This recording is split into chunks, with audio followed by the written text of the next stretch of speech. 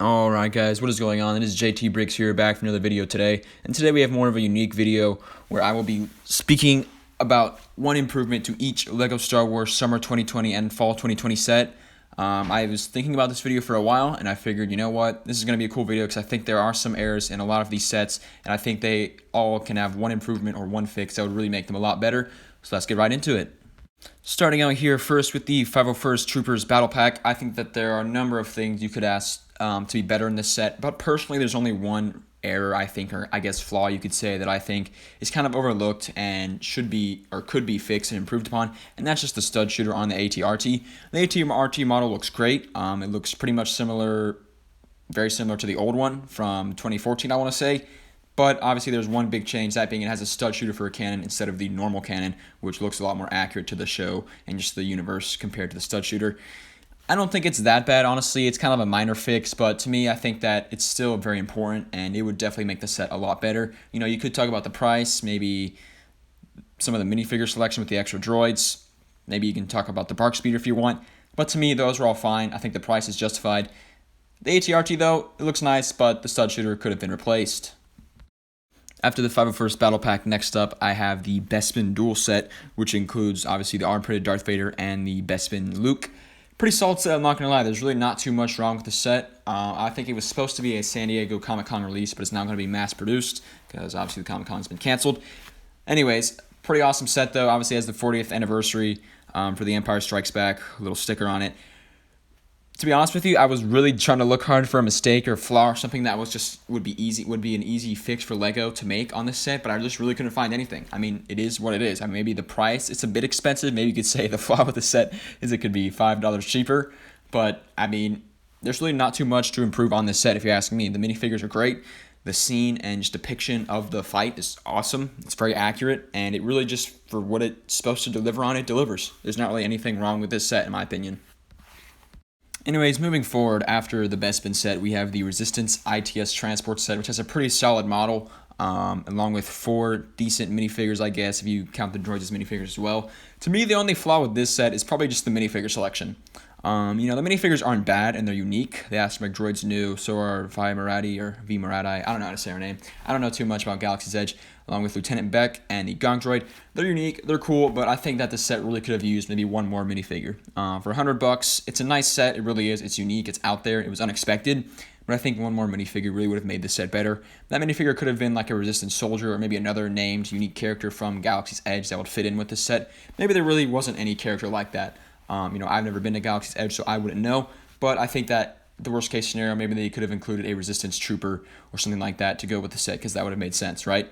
But I think that one more minifigure really would have made this set a lot better.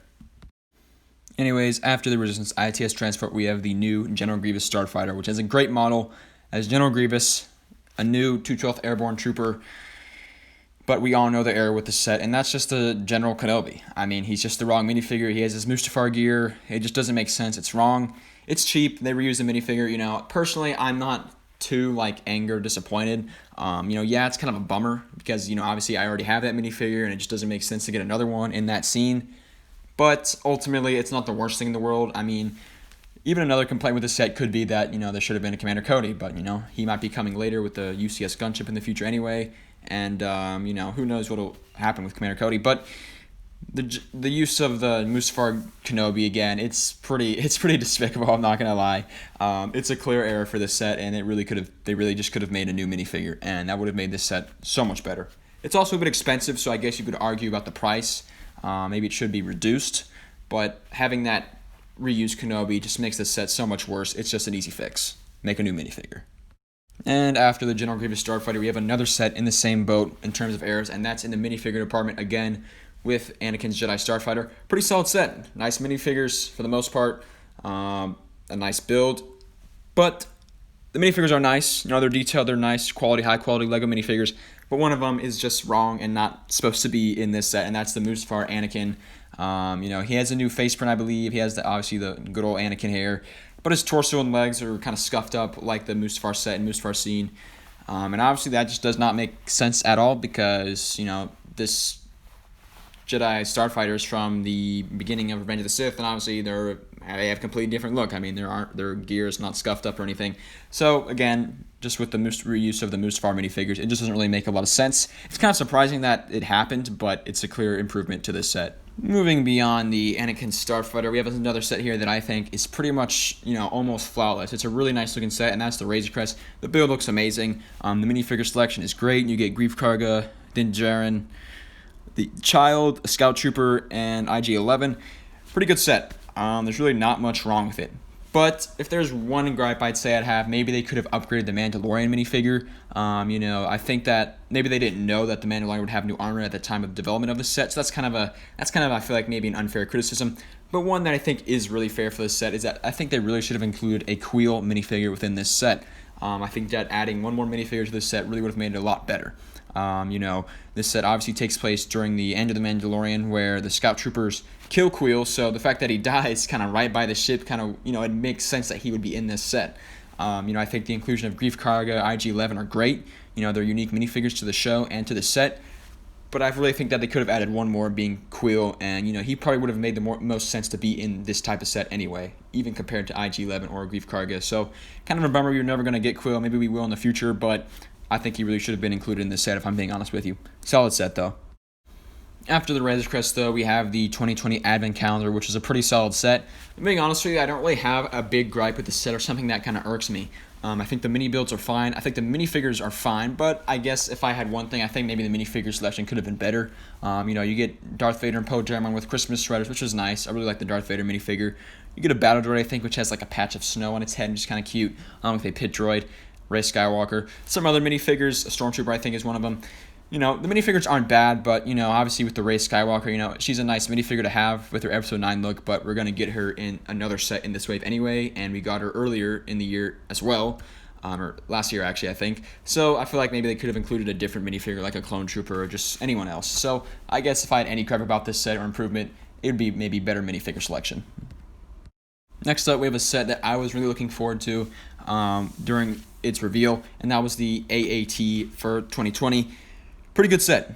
332nd Trooper, new Ahsoka minifigure, 2 gunner droids, I guess, and a Clone Wars style AAT. Things sound pretty good, right? Then when we get the real thing, there's just kind of one big gripe that I think a lot of people had, and that's just with the AAT. Its cannon is just way too big. It's funny looking, it's kind of cartoony looking, and I guess maybe that's the point, maybe that's what they were going for, but it just looks weird, it looks kind of wrong. I don't mind it that much, I guess, but at the same time, once I saw it and heard, like, oh, hold up, someone said, hey, this gun is way too big, and I'm like, oh, they're right, it is way too big, and once I saw it, I could not unsee it, so it just kind of bothers me now, and it's like, ugh, I want to get that out of my head, and it's just kind of disappointing now. Maybe another fix to this set could be that the Ahsoka Tano minifigure could have had a more accurate headpiece, because her headpiece is the same as the Rebels headpiece, and obviously her Rebels hair thing, alien hair, compared to her Clone Wars alien hair is different in size, so they're the same, and obviously that just doesn't make sense. That's kind of a small complaint though, but the AAT's gun is just too big, it's just out of proportion. It looks funny once you see it, and I can't unsee it, so it bothers me a lot. After the AAT, I have the Knights of Ren transport ship, or the Night Buzzard. Pretty solid set. You get the 2 missing Knights of Ren, which is awesome. A very nice looking model of the Knights of Ren transport ship and a Rey minifigure for $70. Pretty solid, right? Maybe if there's a fix that I think is kind of underrated for the set, it could be, maybe they should have had another minifigure. I'm not exactly sure what they could have included. Maybe a Stormtrooper, maybe Chewbacca. I don't know, honestly. But I think if there's one major fix to the set, it would be that the set is kind of frail and really could have used more detailing or more additions, I guess, to the interior of the ship. And not only that, but the underside of the ship is really frail and kind of ugly looking. From the exterior and above, and the above part of the ship, it looks pretty nice, right? But, once you look inside the ship, the interior, it's not really that special. There's not much you can do, and the underside of the ship is not very pretty to look at. So, from the exterior and the top, looks pretty good, but the rest of it, not that good looking, but pretty solid set. Next up, I was looking at the AT-AT for this year, and honestly, I was looking for some obvious or just evident flaws that really could be pointed out and improved upon, and there weren't really any. The model is solid, the minifigure selection is great. Maybe they could have added a snowspeeder because it is an expensive set. But really, if there is one thing that I've kind of noticed, and I heard about earlier in the year, but I wasn't really sure, if it was true, it's that the legs on this set are kind of skinny compared to the real model. And after looking at it now, comparing it to the actual image of the AT-AT from the in-universe vehicle, the legs on the AT-AT Lego AT-AT are kind of skinny and frail looking compared to the real legs on it. It's not really that big of a deal, but I guess maybe they could have made them a little thicker and stronger looking, I guess, because they do look kind of frail. So, kind of a small gripe, but it's there.